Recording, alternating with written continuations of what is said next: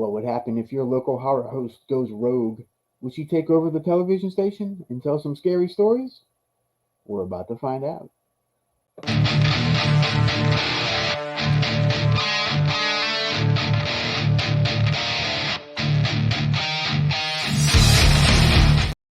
What's up, fiends? Alucard here. Today, we're diving into the 2018 horror anthology Dead by Midnight, 11 p.m. Central. From Memory Wedge, U42, and Monster Buster Entertainment. It has various directors who we'll get to when their segments come up. And it stars B-movie icons Erin Brown and Hannah Fierman. I received this Blu-ray copy of the film through HorrorPack, as it was the HorrorPack limited edition Blu-ray number 72, and I believe this is the only physical copy that is currently available anywhere. We start off with television producer Candace Spelling, played by Hannah Fierman, losing control of her crew on their last night together. The station is being folded, so nobody really cares anymore. It just so happens to be Halloween night, and their horror host has bailed.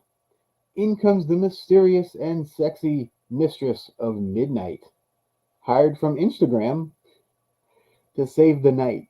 The mistress is played by the always alluring Erin Brown. She introduces our first story, The Jersey Devil.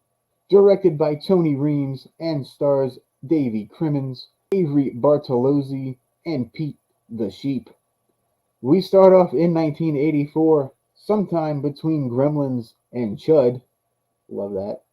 In the town of Pine Barrens, New Jersey. At 11:30 p.m., young teen Emma and her father Pops hear a noise outside, so they go to investigate.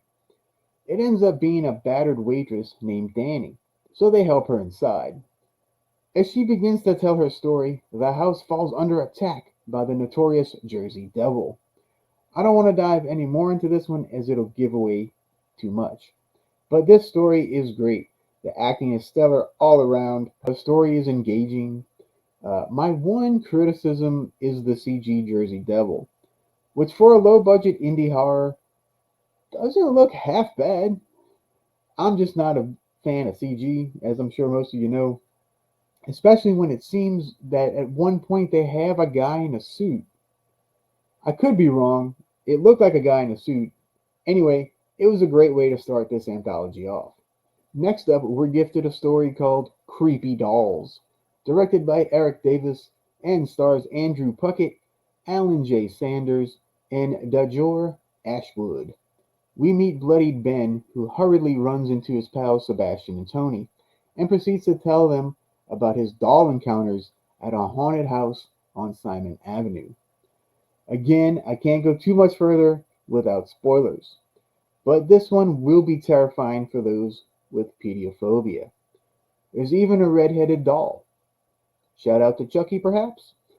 This one is fun, though, and again, the acting's pretty good here. There's good tension built up in this one as well. Our third story is called Lost Laundry, and begs the question of where do those missing socks go? It is directed by Jay Holloway and stars Gillian Van Blair and Melissa Olton Haas. This one is about a college student named April who loses some socks at the community dryer. She confronts her roommate Amy about it, but she just blows her off. After losing some more clothing, April sets up a video camera to find the sock thief. Alright, this one is a blast. Both ladies completely kill it, and it has super fun moments and some scary ones as well. Again, my only real gripe is the use of CG, but it's only here for a brief moment, so it's not too annoying, I guess. Now we move to our fourth story called Day 3, which is directed by and stars Anissa Matlock as Ellie, who has just been rescued after a month of captivity. She is now pregnant, but does not want to keep the child, which she seems to think is some sort of a creature. But everyone is against the idea.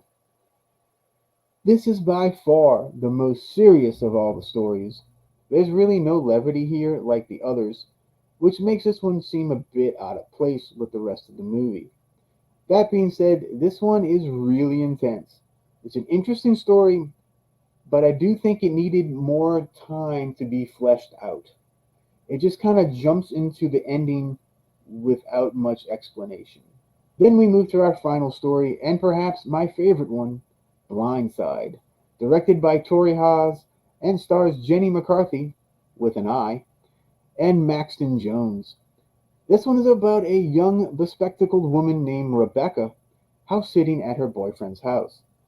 Now she's basically blind without her glasses, and one night she's awakened by a noise and reaches for her glasses, which are no longer there. She is now stalked by shadow people and creepy crawlies. This anthology goes out on a high note as this one is pretty fantastic.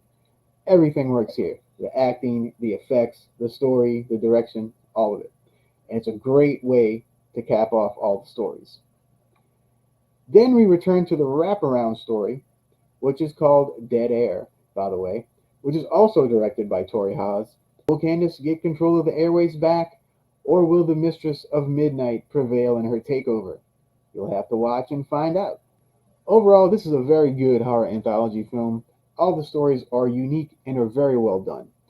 I love how they interweave the wraparound story with the other films as well. I didn't get too much into that, but I also dug that they use characters from the wraparound in the stories themselves, and in pretty clever ways too. The acting all around is quite strong.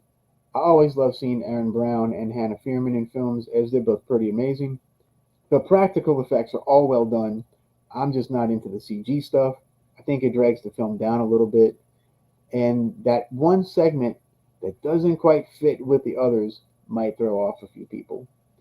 It is well done though, but it is quite a tonal shift.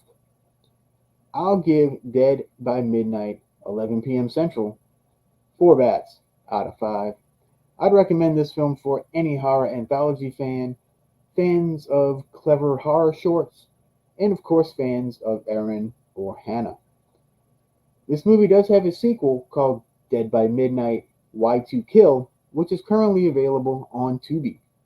Let me know if I should review that one. Until next time, adios, Bella Lugosi.